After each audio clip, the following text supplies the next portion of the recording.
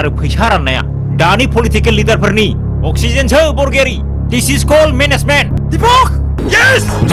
नोंथाङा जेसेबांखि हब्राया मानो जेसेबांखि बाब्राबा मानो जों नोंथांजों दिनै चेलेन्ज खालामनो रेडि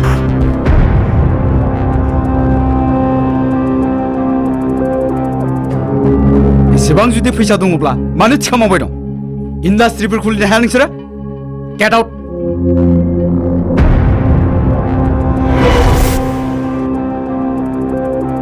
मुङा जेरै सैमा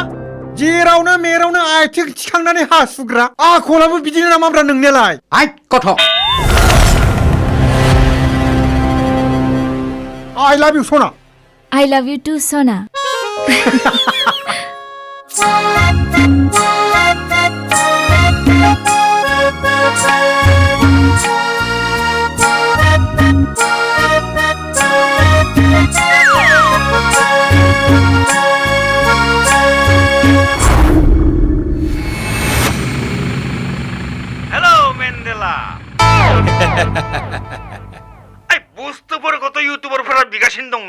बै एनिथिं एमजे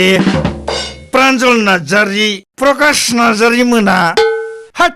बै बड'लेण्ड टाइगाराबो बिदि नामाब्रा बिसायख'थिनि समाव नोंसोरबादि लेखा गोरों लाइमोनफोरा रां लानानै गावनि मोन्थायखौ फाननो नागिरनाया गावनि आरो हारिनि इयुनखौ फाननो नागिरनाय जायाखै होनबा बे नोंसोर गामिनि दालांखौसो मावनानै होनो नागिरदों आङो आरो बे दानसेनि गेजेरावनो बे खामानिखौ मावनाय जागोन है जोंहा बिदि लामा दालांजों जेबो सोमोन्दो गैया सार गोदोनिफ्रायनो औवा जेनलाबजों बारबोबाय जों दुखिया मानसि फुजानि मुङाव 1500 हरबानो जागोन सार मा साख्रि नांगौ आमाय गोसोआव दंना आमाय बिसायख'थिनि समाव जेब्ला आं नोंनि न'आव थांनानै आथिङाव हमनानै भट बिहैदोंमोन अब्ला मा बुंदोंमोन गोसोआव दं आमाय बेसे गोबावजों गथ' गथायनि इयुनखौ लानानै बिसायख'थिनि समाव दाम दर खालामबाय थाबावनो सारा गैया मैया क'क्राझाराव थांनायानो फैयाखै बेलायथो खारखुमाबायानो आरो बेरेफुंजानि नोंथाङा जेसेबांनो गावखौ सासे मोजां पलिटिकेल लिडार होननानै प्रुफ होनो नाजागोन एसेबांनो रायजो राजाफ्रा नोंखौ सासे रोंगौथि गैयै आनफिटेड लिडार होननानैसो रेकगनाइज खालामगोन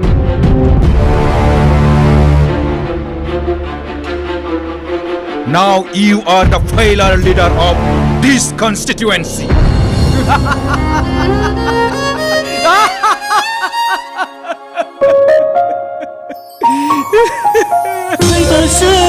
जागोन नामा आंनि मिजिंआ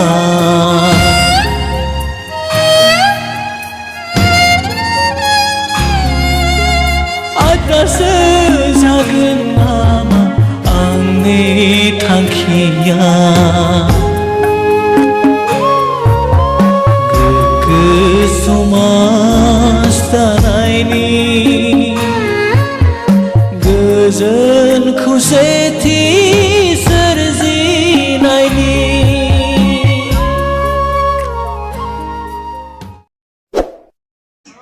प्लिज साबस्क्राइब खालामदो